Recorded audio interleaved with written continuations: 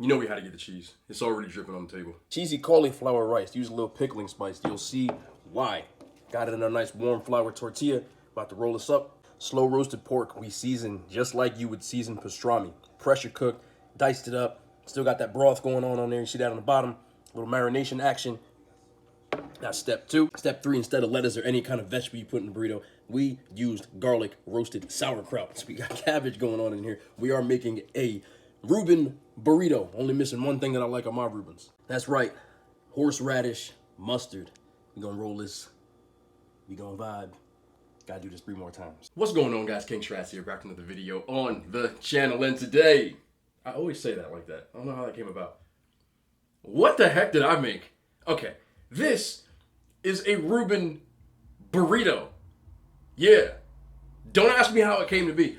First, I intended to make it pulled pork, but somewhere halfway through making it, I decided to actually switch it up and turn it into a Reuben, or how I like my Reuben. So I'm going to give you a close-up and try to explain what the heck I did, even though I did show you the making. But get in here, huddle up, I'll show you what's going on. Right on the top right there, you see there's cauliflower cheesy rice. Cheesy cauliflower rice, however you want to word it. I make this a lot. And then, of course, I had pork that I had in a pressure cooker that I just pulled apart, diced up a little bit. I seasoned like I would season a Reuben. I love Reubens. I don't know if you know what a Reuben is. I'll explain that too. And I added garlic roasted sauerkraut. And of course, there is horseradish mustard. I do not do the Thousand Island or the Russian dressing or any of that crap because you know what's in Thousand Island dressing. If you don't know, I do not like pickles, but I had to get my vegetables in. I had this roasted garlic sauerkraut that I haven't used for a while. And of course, you already know. Like, I wasn't going to put cheese on it. I know nobody's going to think this is even good. Maybe some of you like Reubens. Maybe some of you don't. What a Reuben is it's a staple sandwich in the diners around here where I live in the great state of New Jersey. They also do them in the city, New York City, that is. But it's a rye bread you usually use, sliced nice and long. Somebody gonna say something. You have pastrami or corned beef. Then you have sauerkraut. Some people add cheese, some people don't. Traditionally, usually I don't see cheese in Reubens. And then you have Thousand Island dressing, or you can get mustard. They also will put a giant pickle spear on the side if you go to a New York deli and get it. You know I don't. But I had to make it anyway. Let's pour the drink. Let's feel the vibes. You know how we get down. Arnold Palmer again. I think this is my last one of the Arnold Palmer mix, so you will see something different in tomorrow's content. Does this make anybody else want to go to the bathroom, or is that just me? I always have to make sure I go right before, because once you start filming, you can't get up. It's kind of an L in that part, but I want to get into this. Most of y'all probably like, ugh, if you ain't never had a Reuben, shush. And no, it doesn't belong in a burrito. I'm sorry. I ain't have any rye bread, but I have burrito shells. So we just gonna move and see what it tastes like, see what it looks like. I'm gonna do this one raw dog. You know how I do it, no condiments, but I want to get that cheese on there. I know it's gonna be the missing component. Roasted garlic sauerkraut, pulled pork, done in the pressure cooker, nice and slow. Lots of good, wonderful seasonings. And of course, that cheesy cauliflower rice, because we didn't use real. Got to keep the calories down.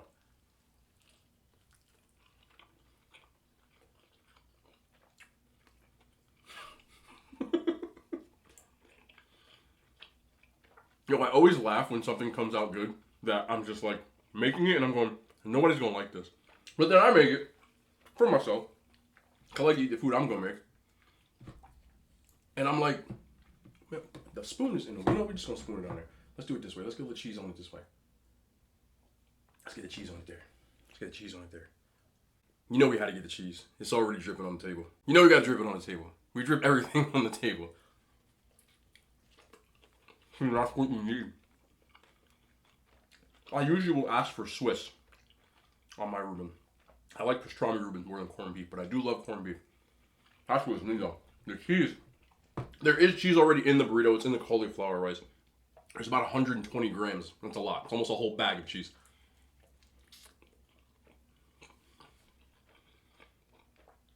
But the pickling spice that I use on the pulled pork gives it the same kind of texture that you would get. And I diced it up instead of sliced it because it's going in a burrito. Normally you would get sliced pieces of corned beef. Y'all ain't gonna like this. If you've never had a Reuben, you can't say anything yet though. I actually intended to order out tonight. But tonight, oh man, right here. That's not, yep, I cheesed my apron. and my cleavage. Yo, that is fire though.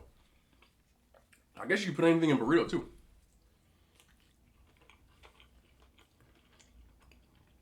I love sauerkraut. I think it's just a German thing. The roasted garlic one, it comes from the produce section. It's not in a jar. It's actually in a bag. And it comes in the produce section where you would buy all your other vegetables. Nobody's gonna like this, man, but these are the vibes for me.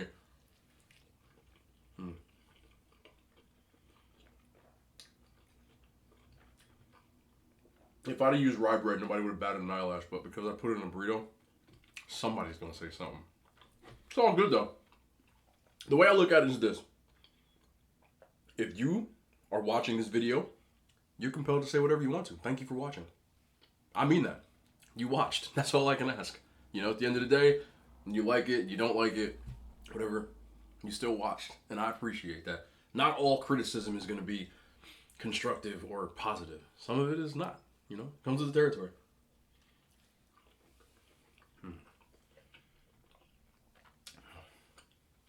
Oh, that pork, man.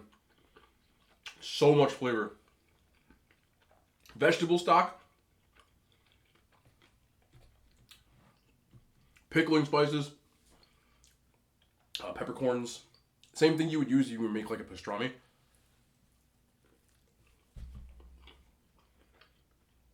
Garlic. The more I eat this, the more I'm like, yo, this is actually really good. It gets better as you get into it.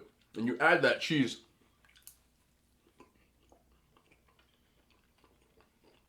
These burritos are about the size of the ones you get in Chipotle. You can see when I put it in my hand. Just extrapolate that. So, I don't know how many Chipotle burritos I could eat. But 4 is really nothing for me. You can see I just blew through one like it was nothing. And these are really, really good. The reason I use cauliflower rice is because if I use regular rice, 1, obviously the vegetable sake, but 2, if I use regular rice, I would have been somewhere towards 4,000 calories. Because I took it out, just 4 burritos are about 2,300 calories. If you were to order 4 burritos from Chipotle with what you wanted on it, they would be about 1,000 calories on each burrito. You would be closer to 4,000. But making it this way, you can have a little more fun. This is just that kind of inside info of the people that might not understand. You know, they say, why are you not overweight? There's more than meets the eye to a lot of meals. Yeah, I'd love to use full fat cheese and all kinds of wonderful stuff, but at first, at heart, even though I am a quote unquote fat kid, I will always be a fit kid too. So, you make sacrifices where you can. And I love the cheesy cauliflower rice. Rice cauliflower, you can season it how you want to. Add cheese. I use fat-free cheese while it's still warm. You can use queso, even the jarred stuff if you want to, and just stir it up. Put it back. You can put it on the stove if you made it in the stove. You can even put it in the microwave and just stir it up. And you have cheesy cauliflower rice. It's really, really simple. I actually still do have animal sauce from yesterday, which I want to get on here too. Don't trip. No.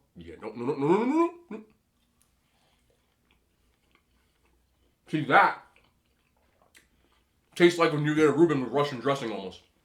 Or fake Thousand Island. But it adds that creamy, the mayo stuff to it. Oh man, that's actually really good on there too. You know what I'm gonna do?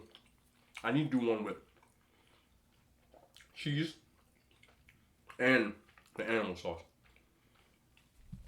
100%. Me and one raw dog though.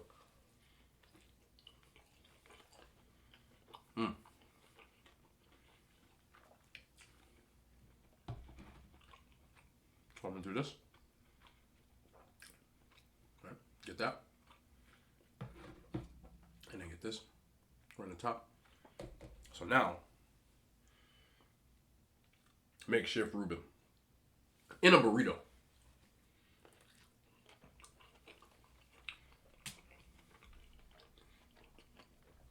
starting to rock. You know I mean it's good. I've had a super long day. I told you guys yesterday, if you did watch,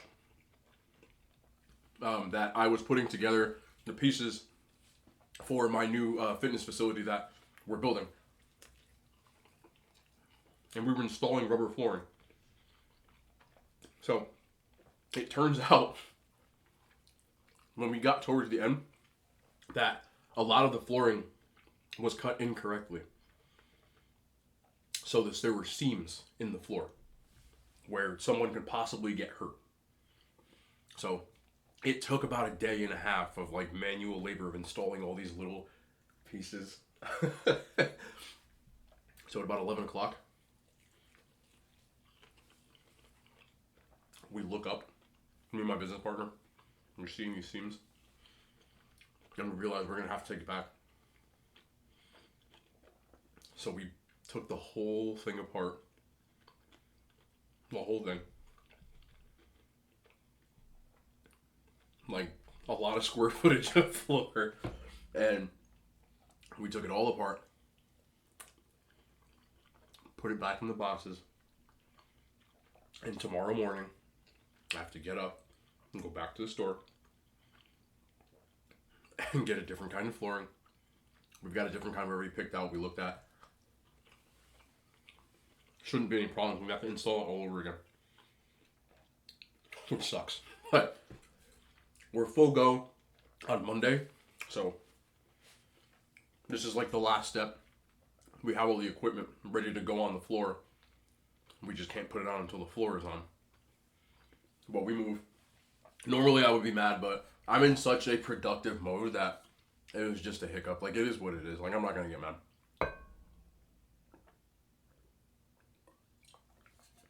What can you do? I said this before. I think it was a Pizza Hut when I was talking about that. Like, everybody takes L's, and you kind of just got to move. Like, I looked at him, I started laughing, and he's like, I'm like, look, man, what are we going to do? Cry about it? You know, like, take it apart. It is what it is. We move. And I just moved.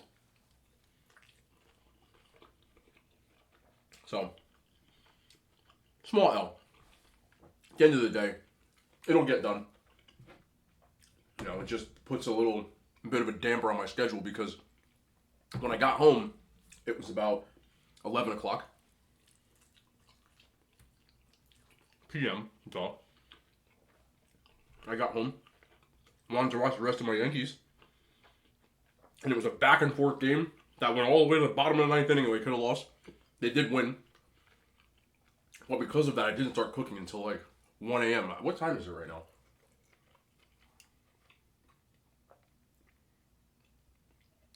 It's 2:15 in the morning. And I gotta be up in 5 hours to go do this. Because I've got another busy day. I've got a couple of consults in the morning with prospective employees, prospective clients. I've got to visit another facility, which we might be acquiring too, depending on if it works. Because going into this, we are already overbooked, which is insane to say. It's a good problem to have, but we're at the point where, because this facility is not like really big, it's big enough, you know, I don't know square footage, but it's bigger than someone's living room. It's bigger than, I don't know, it's big enough, but we can only have 2 trainers and 2 clients on the floor at one time. That's how small it is. It's not a gym. It's a training studio. But our nights are completely booked. And people still want more. So we're looking to see if we can get another place. We have to see if it works. If it works, we do it. Which means I have to do this all over again. Good problem to have. Not complaining. But people usually might be interested in my day job. And since it's the first thing on my mind, here I am talking about it. It's a lot of work though. I'm tired. I said I was tired yesterday. I'm tired. Because we're doing all of this. Sometimes I start sweating. Meat sweats or something. We're doing all this too open.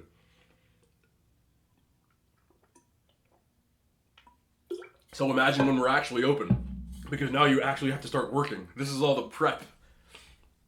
Adulting isn't fun sometimes.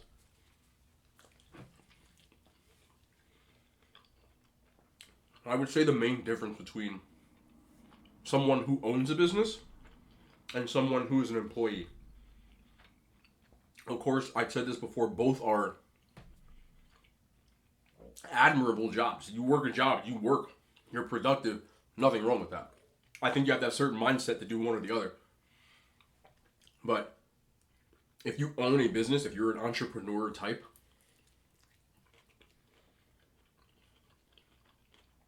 you can forget about 40-hour work weeks. It's not happening. Unless you intend on not being successful. You've got to be efficient, but the main difference, because I used to work for people before I went out on my own. When I worked for people,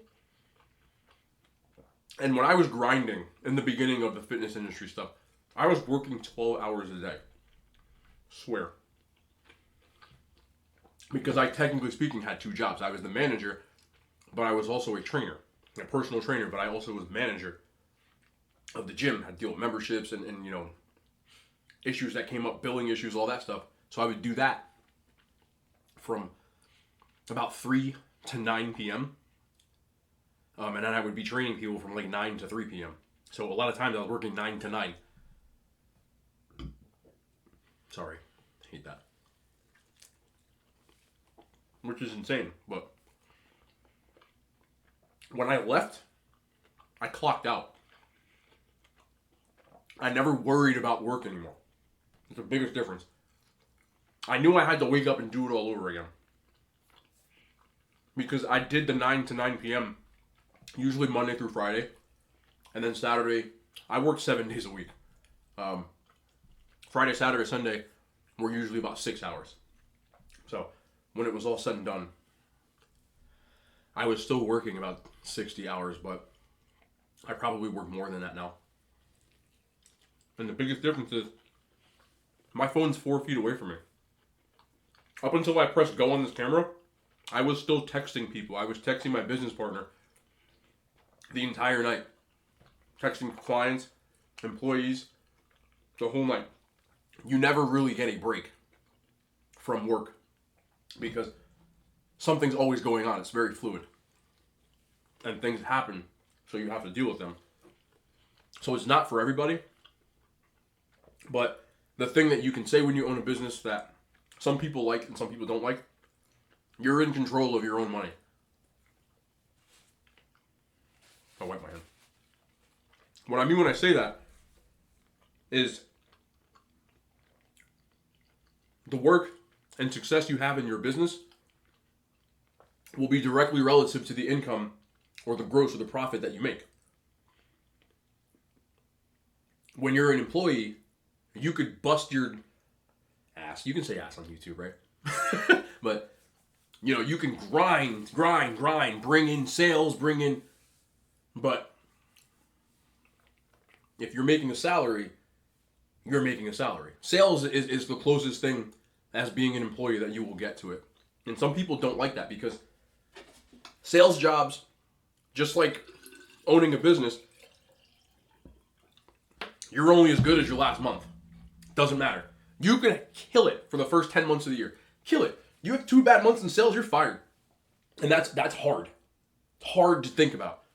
Whereas if you're working a regular 9 to 5, say you're a mechanic, which you make good money being a mechanic, but the money is what it is. You get what I'm saying? If you're working for a different place, you get paid hourly wages. So your salary usually is your salary. You're going to make, if you make, $50,000 a year, you make $50,000 a year. No matter how good of a job you do fixing cars. You could be the best. You might get a raise, but you're still under the umbrella of someone else. But you don't have to deal with all the other stuff that body shops have to deal with. Pricing, quotas, driving in traffic. You don't care if someone brings in a car or not. A piece of burrito stuck in my teeth. But it doesn't matter to you if someone brings in a car or not. It doesn't make a difference. You could see no cards for the next 2 weeks. You'll still get paid. The owner won't. So it's a toss-up because you don't have to deal with all that extra stuff. So some people don't mind that. It's a stress, not stress-free, but it's a different kind of stress. So you have to, if you're not working already and you're looking for a career, you have to ask yourself that question. Because if you're a grinder, if you're a person who really wants to work hard and you want to be paid based off of your performance, you shouldn't be an employee of somebody. Start your own thing. That's how I ended up with my own thing. Because I felt like I worked too hard and I wasn't compensated enough, which I kind of dealt with. This is 100% honesty here. I dealt with it for a very long time. Then, January fitness, everybody knows January is the month. Killed it. Last day of January, right around the end, my boss comes in, because we had goals, quotas, for memberships, and hit every single one. I mean, not even close. Like, we killed it. Talking about cutting my pay, my commission. I quit that day. I swear. I quit the same day. I said, you can keep the money. I can't do this. I said it respectfully. I love you to death as a person, but I don't believe in your vision. And maybe you want to find somebody else that I can't do this. I was blunt. And he asked me if I was giving my 2 weeks. And I said, no, I'm giving my 2 hours. I said, I'm not going to leave you hanging now. Would you like me to finish the day? It was like a Tuesday. And he went, please. And I said, okay. And I finished the day. And I never came back. That was it.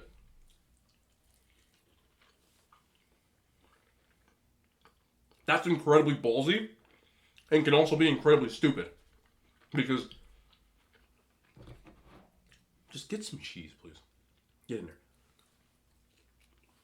I was giving up my salary for $0. When I started the business, we didn't take any money the first, almost the first year. Because everything was started with our own capital. So we spent the first year making enough to pay back the things that we had. Loans. I didn't take any money home. Nothing. I had enough saved up that I lived off my savings. But as far as touching money from the business, we didn't touch any of it. We did make profit, but we did it in a way that we had to pay off too much we didn't touch anything. Crazy stuff, man. And it was very nerve-wracking. Because you start with an idea. There's no name. There's no company. I mean, we came up with everything. I had to go to a lawyer to get the contract language done right. So when people sign contracts, liability stuff. Come up with a logo. Come up with a website. Come up with, the branding. I mean, then you actually have to go to work. Getting employed, it was nerve-wracking. And I'm like, man, can I really do this? I believed in myself. But a lot of people in that position probably wouldn't have done that, and I wouldn't blame you. It was the ballsiest thing I've probably ever done. But I'm the type of person that if I don't believe in something, I'm out. Friendship, relationship, job, it doesn't matter. If I don't believe in that stuff, I'm better off not there. Because I won't do it. And that's what I told my last boss. I don't have a boss anymore. I am my boss. I said, I'm better off not here because I don't believe in this stuff. And I won't give you 100% without that. And a lot of people would rather choose to take crap and stay at that job because it's comfortable. You know what you're making. Almost like people will stay in a relationship that they don't really like, where it's not serving them because they're comfortable and they don't want to break up and start over again. But me, bad relationship, not maliciously, not two-faced. I'll have one conversation explaining why I'm unhappy. But if it continues after that, because if we come to a compromise, okay. But if it continues after that, I have no problem packing up and being like, I'm out. I've done it. I'm fair. But I won't stand for something that I'm not being served with. There's no give. There's just take. Relationship, friendship, job. I walked in his office that day thinking that I was going to get a raise. If someone told you, here's your goal, and you went above and beyond that goal because you grinded, and then they come in and they're like, oh, we feel like we wrote too much money in payroll this month. You should have seen my face, man. I can't be fake. So I told him I'm out. Some people probably wouldn't have done that. I had another friend that did it with me, a coworker that did it with me. He went back because he got nervous. He ended up leaving again and starting his own business. I think he just didn't feel right about his situation, but he ended up starting his own business, and he has a successful business in the fitness industry too. He was the other guy that was in charge, and he was very good at his job. And I knew he could do it. It was just believing that he could do it, and he's done it. So, and then my best friend who also worked there, he forced him to fire him. He stopped working for like 2 months. Excuse me. We're built the same way. We were supposed to get health insurance, and they didn't give it to us. Full-time employees. What the hell are you doing? And then he got sick. He ended up having to go to the hospital and paying out of his own pocket. After that, he never forgave them. He was like, nah, I'm out. And I knew the writing was on the wall. And then I had two old bosses. One of them tried to snake, in kind of a sense, and start talking to me about replacing him. Because obviously, I'm, the manager. I got to have that combo. Start talking to me about replacing him. But I will always choose my friends and loyalty over money. So he's talking to me, and I'm looking at this dude like, you realize who you're talking to, right? Next day he came in with that commission stuff, cutting the pay. I was like, Yeah, so that was, what year is it? It was 2020. That was 2014? 2013.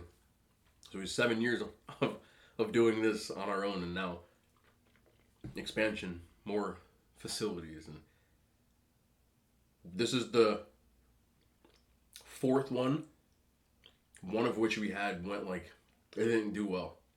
Bad circumstance, the facility was kind of screwed up. It had leaky roofs. We couldn't run anything. We had to be pushing people away from the door because the roof was always falling apart, and it didn't succeed. That was 3 years ago, and it put me in a hole a little bit, financially, obviously, but fall down 7 times, get up 8, and I did, and here I am again on the cusp of, I feel really good about this, and I feel really good about this too as well, the YouTube.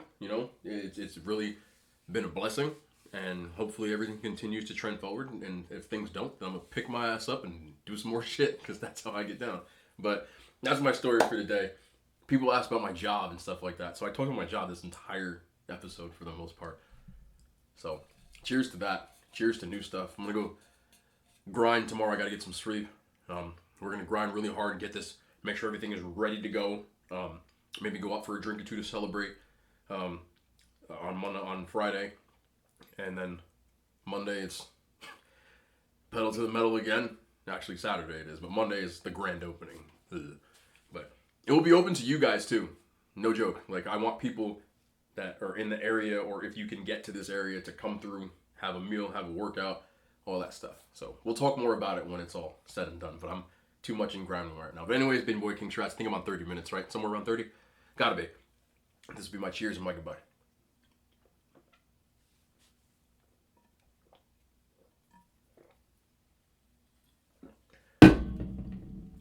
That has got to be loud. If you're wearing headphones, I'm sorry. But anyway, that was good. Wasn't my intended meal. I intended to order some food, but I got home way too late and everything was closed. So I'm probably going to order something tomorrow, which is why I only did 2,300 calories. Normally I eat like 5 or 6 burritos, but I had to do something different. So there'll be some takeout stuff tonight. I know you guys like to watch takeout stuff more anyway, but anyway, if you're this long, you watch all my videos anyways. Thank you so much for talking too fast. I'm tired. I'm tired. It's your boy King Strats. We'll be back tomorrow. Fix my hat because Jesus, it's hot. More content. I love y'all. The hand signs have made it to YouTube.